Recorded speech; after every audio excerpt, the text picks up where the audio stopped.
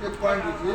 नहीं, पिछला जो कार्यकाल जो बीता है ना 5 साल का, उसमें उसे आप जैसे कौन से नज़रिए से देखते हैं?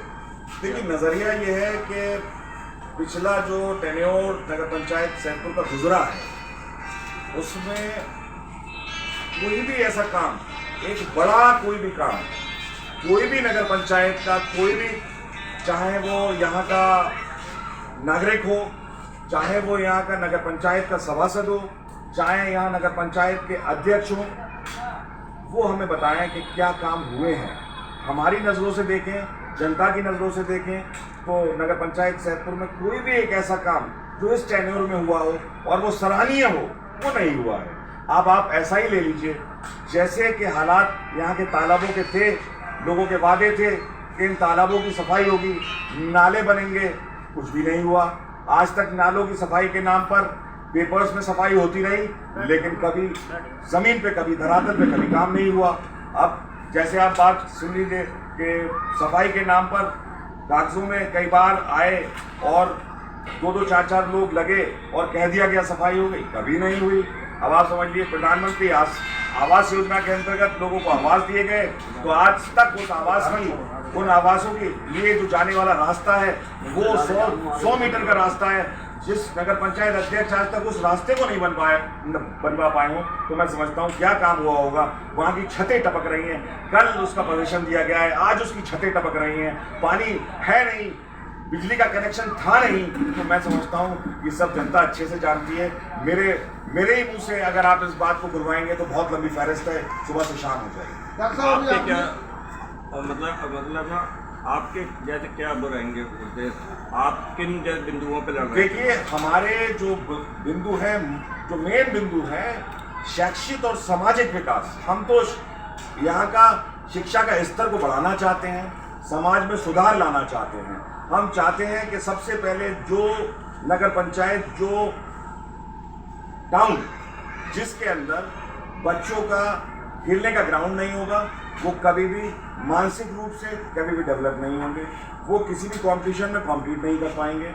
इस तरह का माहौल जैसा आज ग्राम पंचायतों में government of Uttar Pradesh, government और केंद्र सरकार ने तरह छोटे छोटे ग्रामों में आपको खेल कूदने के ग्राउंड दे रखे हैं, अच्छे खासे ग्राउंड दे रखे हैं। पास में ग्राम हथरा चले जाइए, आसपास जितने भी ग्राम पंचायतें हैं, सब में आपको खेल के मैदान मिल जाएंगे।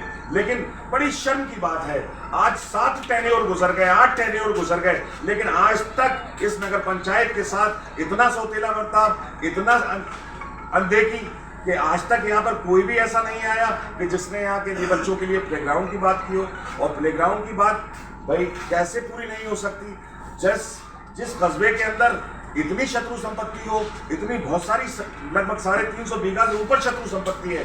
कल ही परसों मैंने देखा है, हमारे सूबे के चीफ मिनिस्टर साहब ने ऐलान किया है कि शत्रु संपत्ति पे सब लोग ध्यान लगा रखें। एडमिनिस्ट्रेशन को उन्होंने आगाह किया है कि उस पर बुलडोजर चलेगा। तो मैं समझता हूँ शत्रु संपत्ति यहाँ जहाँ 350 बीघा मुझे पता है, तो एडमिनिस्ट्रेशन की निगाह में तो मुझे लगता है 500 बीघा पार होगा। ऐसी संपत्तियों को चिन्हित कर उसको एक जगह कंपाइल कर प्लेग्राउंड बनाया जाएगा।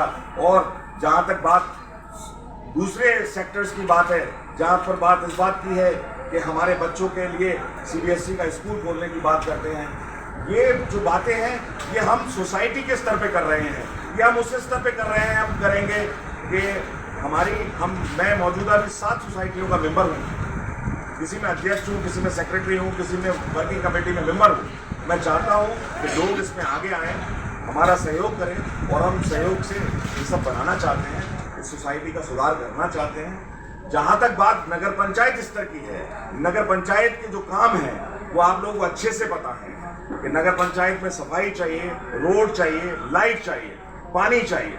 ये जन सेवाएं जो हैं ये कैसे ही प्रभावित नहीं होने चाहिए। पिछले टेन्योर में आपने पूछा था कि पिछले टेन्योर में क्या हुआ, इसी पिछले टेन्योर की बात मैं बताता हूँ कि पिछले टेन्योर में एक जो हमारे पानी का टैंक है, पानी के टैंक में 2 बंदर मर गए थे।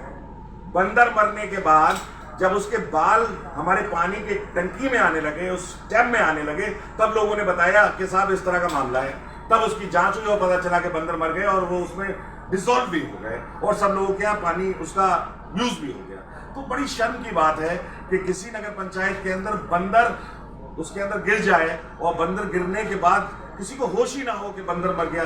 अब बंदर उसके अंदर गिर गया और गिरने के बाद वो खत्म भी हो गया, उसके बाद भी पता नहीं चला हो, और जब बाल टोटी में टैप में आए तब पता चला। लेकिन मैं ये इतना कहना चाहता हूँ कि ये तो बड़ा एक ऐसा विषय है कि पानी हो गया, सड़क हो गया, रोशनी हो गई, ये जो बेसिक सुविधाएं हैं ये हर नागरिक को मिलनी चाहिए। जो यहाँ पर आज भी इस नगर पंचायत के अंदर लाइट के लिए सौतेला बर्ताव होता है कि इस नगर पंचायत के इस व्यक्ति ने हमें वोट नहीं दिया है, इस नगर पंचायत के इस बंदे ने हमें वोट नहीं दिया है, तो उसकी गली में लाइट नहीं होती है साहब। कि साहब ये चेयरमैन साहब की पूर्व चेयरमैन साहब का घर है, उनके घर पे लाइट नहीं है, कि साहब ये इन चेयरमैन का घर है, इनके घर पे लाइट नहीं लगानी।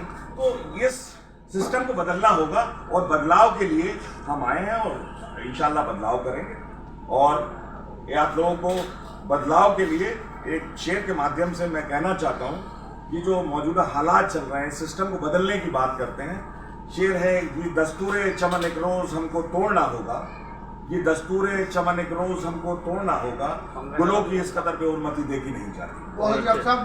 अब आपको एक अपील देना है अपने बुजुर्ग जी देखिए, अपील मैं सिर्फ इतना कहूंगा कि आप लोगों को ये सोचकर वोट करना है कि कौन कैपेबल है, कौन काम करने में आपका कौन काम कर सकता है।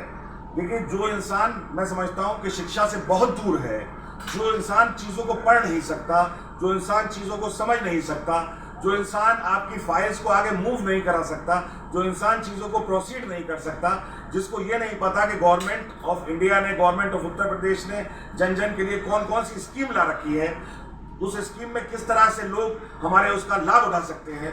तो जब तक इंसान शिक्षित नहीं होगा, ये स्कीमों का लाभ लोगों को नहीं मिल सकता। मैं तो यही कहूँगा कि मैं हूँ, कोई और हो, लेकिन अपने इस नगर पंचायत का चेयरमैन जो भी होना चाहिए वो शिक्षित होना चाहिए, वो इस तरह का होना चाहिए कि आपकी बात आगे तक रख सके, आपकी बात आपके एडमिनिस्ट्रेशन तक रख सके, आप जो चाहते हैं वो एडमिनिस्ट्रेशन तक पहुंचे। ये मैं तो यही कहूँगा लोगों से। बहुत अच्छा।